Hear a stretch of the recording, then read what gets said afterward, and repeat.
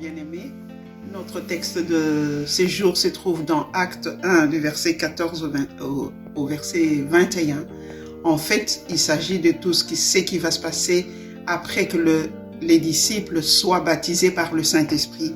Et au verset, le premier point qui retient mon attention, on voit que Pierre va se lever, rempli du Saint-Esprit, et il va se mettre à prêcher avec puissance. Il va exhorter les Juifs et leur expliquer d'ailleurs, même le deuxième point, c'est il va situer l'origine de ce qu'ils ont vécu avant, c'est-à-dire le baptême du Saint-Esprit.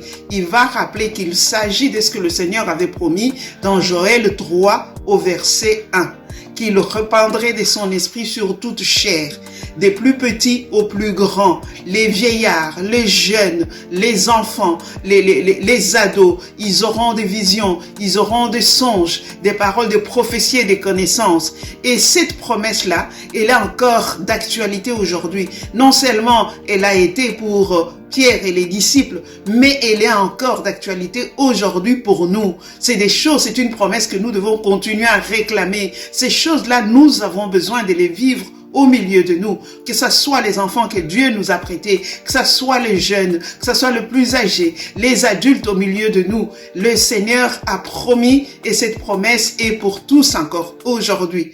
Et au verset 16, c'est là que Pierre va rappeler l'origine justement de ces baptêmes dans le Saint-Esprit, mais il va aller plus loin et il va dire que le Saint-Esprit est répandu sur tous, comme je viens de le dire tout à l'heure, sur tout un chacun de nous, il y a exception faite de personne.